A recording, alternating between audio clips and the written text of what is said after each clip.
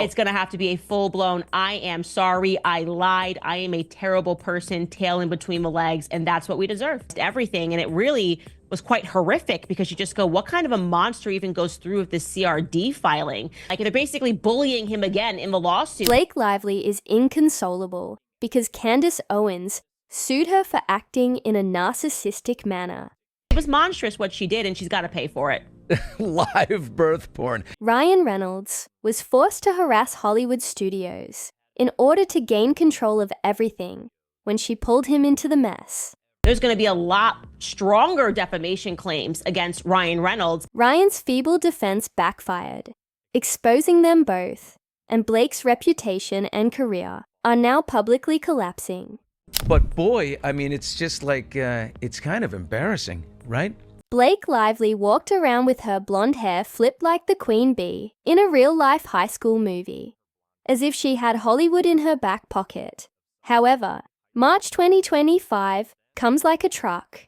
Did it become clear to you that Blake Lively was the aggressor in this now epic showdown? Was it when Baldoni dropped the countersuit? Was it when Brian Friedman put up the website with the 170 pages and all the text? Or was it right away when the Times wrote? Right away. I've always had an intuition about her, and I've always had an intuition about Taylor Swift and like the branding of the nice girl stuff. And something just didn't. I went through Justin Baldoni's Instagram, and he just seemed like a puppet. Candace Owens realizes she can no longer put up with Blake's deceptive tactics and takes the legal route. Additionally, Candace enters loudly, inverting the entire Hollywood script. Blake likely assumed that by wearing her phony little smile on red carpets and manipulating backstage, Candace would maintain control over the story for all time. And I knew a bit about her. I knew how she grew up. I knew that she kind of was one of these people. What tends to be the case is that when you grow up with everything, you create things out of nothing because you're looking for struggle in your life and you're used to getting whatever it is that you want. However, Blake apparently went into a full-blown tantrum, shouting, wailing, and smashing things like some A-list toddler who had just realized the world didn't revolve around her. The moment Owens lawfully clapped back. So I just kind of had her down to a prototype and said, I'm going to pump the brakes and see what happens. And then when Brian Friedman came back with the facts, they were just undeniable. You know, it was undeniable. Can you imagine, this woman has spent years enhancing her image as the ideal wife, mother, and starlet. And all it takes is Candace Owens showing up with a few court paperwork and a reality check to blow her castle down. The fact that this legal drama isn't just personal anymore. Oh no, it's also hurting Hollywood's bottom line. Makes it even funnier. It was kind of a radical thing to want, and they were arguing that, you know, careers could be ruined. Well, what could be ruined? You know, you might be a little embarrassed, but to ruin a career, there has to be some level of fraud. We're discussing hundreds of millions of dollars being wasted. Blake's inability to manage her tantrums and her preoccupation with being the puppet master cost her career, legal bills, and public trust. Studios and PR firms are all bearing this consequences because Princess Blake couldn't tolerate, for once, not getting her way. Oh, the public is consuming this. The greatest reality program that no one asked for is Blake's meltdown. In terms of how you're presenting yourself to the public and who you are in private. Let's now discuss Ryan Reynolds, Blake's so-called knight in shining armor. Or, perhaps more accurately, the man attempting to pull a Houdini act out of Bolden's lawsuit, and how, in March 2025, he files to have the case dismissed. And so this filing to dismiss is essentially him saying like, nah, boo-boo, on the defamation claim, you can't touch me because it's satire. His justification: he is merely a helpless, impoverished spouse who just so happened to be present when Blake fired bombs, please, at a country club. This man went out there and called Justin Bolden a predator, spreading the rumors like wildfire. Ryan Reynolds did call Justin Baldoni a predator. Oh, that's just my protected opinion. You know, satire hurt feelings, that's all. He then dared to tell the court, yes, It's not exactly innocent conversation when Ryan calls someone a predator during a Deadpool premiere. Buddy. There's 5 other claims. He's got extortion, he's got false light, and everything immediately falls apart there. But I'm saying even that was ill-advisable. I would not have said, quote unquote, hurt feelings and saying, like, they're basically bullying him again in the lawsuit. After glancing at that pathetic defense, the court dismissed it more quickly than Ryan's feeble marketing materials. It turns out that judges aren't too eager to let you get away with extortion charges that are supported by real proof of false light and interference.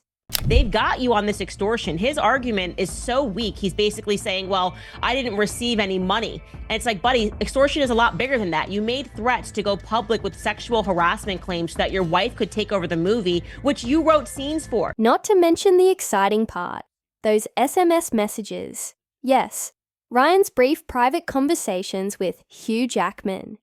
He's not receiving any favors from them. Those communications seem to contain a lot more information than Ryan would like the world to know. You have to wonder how many times he called Bolden derogatory names off camera. There's going to be a lot stronger defamation claims against Ryan Reynolds because could you imagine the text messages between him and Hugh Jackman they're putting together all of these scenes? I mean, it's going to get crazy. Brian Friedman, however, wasn't delivering any blows either. Called Ryan out outright, calling him a major contributor to the attempt to destroy Bolden's career, and proudly flashed receipts during a roast dispute. I mean, they're all going to have to pay for the associated inconveniences, the travel, the lawyers, if Hugh Jackman, anyone getting deposed who's got to make arrangements for it if they have to get their own lawyers or whatever it is. And here's Ryan, should be looking out for them and not himself. But let's return to the tantrum saga's true hero. Hollywood's favorite pampered brat is Blake Lively. Candace Owens didn't mince words. She tore Blake apart piece by piece, without sugarcoating or tiptoeing, referred to her as exactly that. Someone who has always been pampered, but nevertheless manages to cause trouble out of pure boredom and insecurity. Blake has been enjoying having anything she desires delivered to her. Pleasant upbringing, lucrative Hollywood career friends, from the A-list. However, for some reason, that wasn't sufficient. She felt a little threatened, so she had to plan an entire career-destroying campaign that destroyed people's lives. Without question, I really do think she's just a spoiled brat. Like, it just goes down to something that simple. She's a spoiled brat, and she's used to getting what she wants from a time that she was a kid. And this is what she wanted, and I do think that people have not pieced together. Candace stated it right away. Blake is the kind that invents issues to feel significant. And let's not even discuss how she used the media as a weapon. Recall the large, ostentatious New York Times expose she used as a weapon. She was also dragged by Owens for that. Blake stood back smugly while the media ran with it, conveniently omitting important information that made Bolden appear to be the villain. For a moment, Candace didn't believe that phony lovely girl branding. She exposed narcissism and the fixation on dominating the Hollywood power structure, demanding that everyone submit to her. She also made it very evident that Blake must pay for all the mayhem she created in a public and legal manner. Him and Blake Lively were deluded enough to believe that it was inorganic traffic online. Like this, there's no way people don't like us. We're so wonderful. We're so amazing. We're so hot. We're so pretty. Our friends are rich. We know Taylor Swift. The world loves us. Like, come on. Can we also discuss how nice it is to see someone finally confront Blake's bullshit? She has been twisting strings and ruining careers behind the scenes for years, while hiding behind red carpet smiles, expensive outfits, and meticulously planned interviews. However, Candace came in with information about legal action and so severely criticized Blake that Blake's public relations team most likely took a day off. No more pretending to be a Hollywood sweetie. Blake is not some misunderstood actress. Owens made clear. She is a pampered, cunning brat who believed she was exempt from the rules.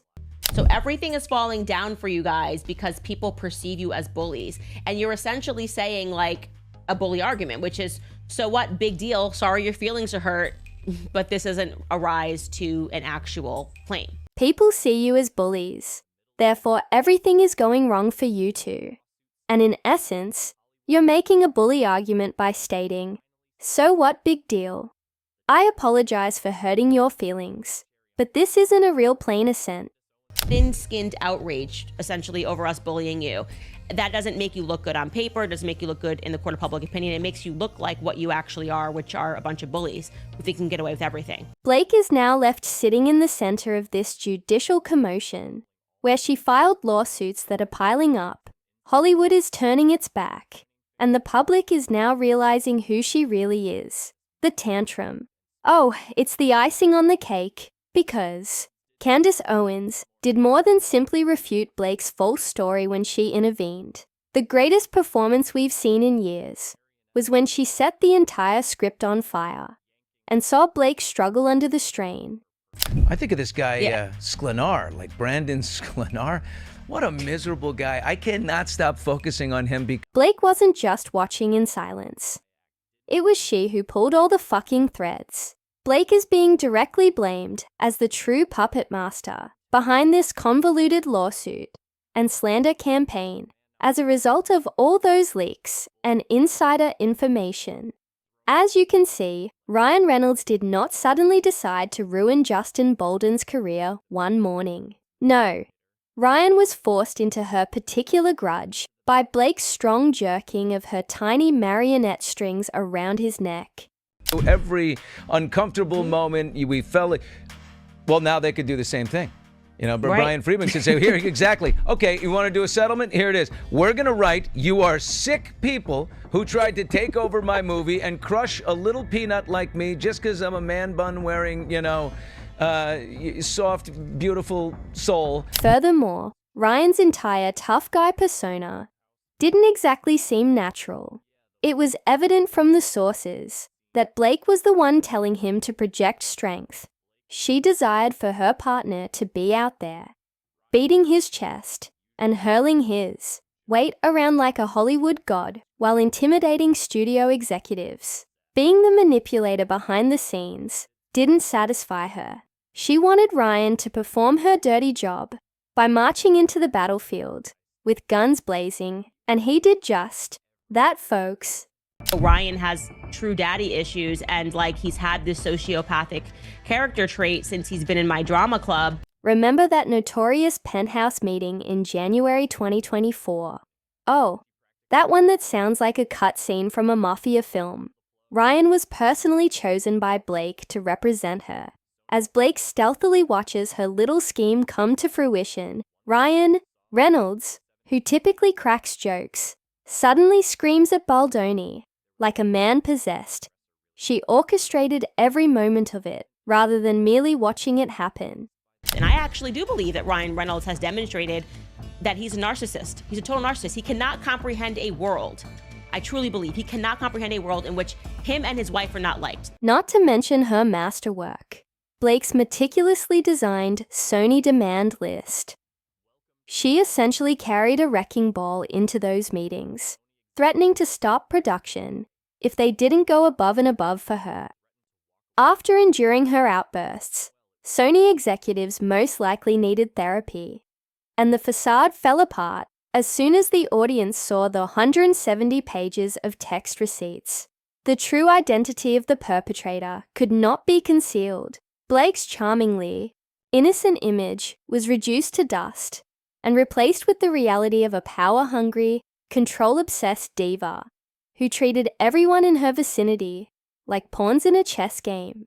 People that tend to be that vicious and be that angry have unresolved pieces of themselves. And he said as much in this It Ends With Us skit that had nothing to do with the movie. He said he has unresolved issues, and they're daddy issues. They're daddy issues. However, Blake didn't stop at dominating Ryan.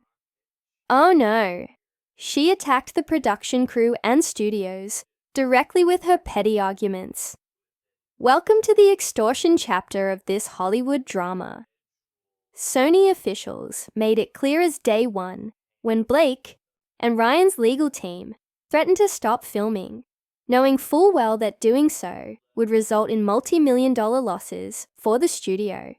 Because of that, he was really just using Justin Baldoni as a punching bag, because there was something about Justin Baldoni's character constantly talking about, like the real Justin Baldoni, doing this inner healing and childhood healing and addressing your true self that triggered him. These are high-budget projects with entire team schedules and contracts on the line.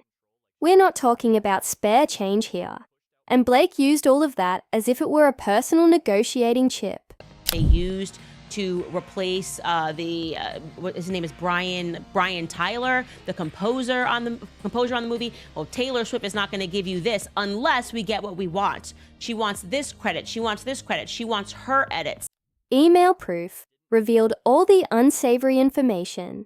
Like Spielberg, Blake demanded directorial control overnight. She pushed away. Composer Brian Tyler was pushed to the curb by Baldoni. Most likely didn't blink twice while performing it. Not to mention the letters that were leaked, in which Blake invokes her endearing little dragon image and unleashes fire on everyone who tried to oppose. Even Taylor Swift was forced to comply with Blake's absurd requests, regardless of whether Taylor approved of it. Then they go on to claim that Ryan Reynolds' extortion claim is invalid because he, quote, fails to allege that he received any money or property. Okay, that's a completely ridiculous argument to say, well, you can't prove that this was extortion because Ryan didn't personally receive any money or property is just dumb. Candace Owens exposed this without missing a beat, making it crystal evident.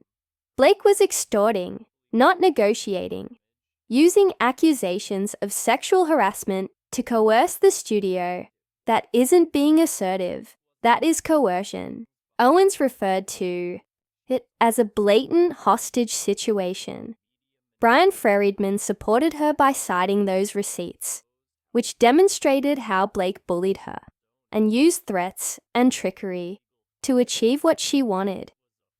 You're curious about who is in charge. It's not the producers or the studios. Blake is scurrying around like Hollywood's self-proclaimed queen pin. And then we got to read Ryan demanding that they make a public statement taking full ownership over Blake's reputation being sunk by her own interviews. This is where it becomes even more juicy though. During Blake's entire public relations campaign, her priceless, meticulously planned image fell apart in front of her. Candace Owens shattered it completely. Blake was using every tactic in the media manipulation manual, in addition to pulling strings behind the scenes. Owens said that Blake's effort to destroy Baldoni involved more than simply court documents. A full-fledged media war sprang out.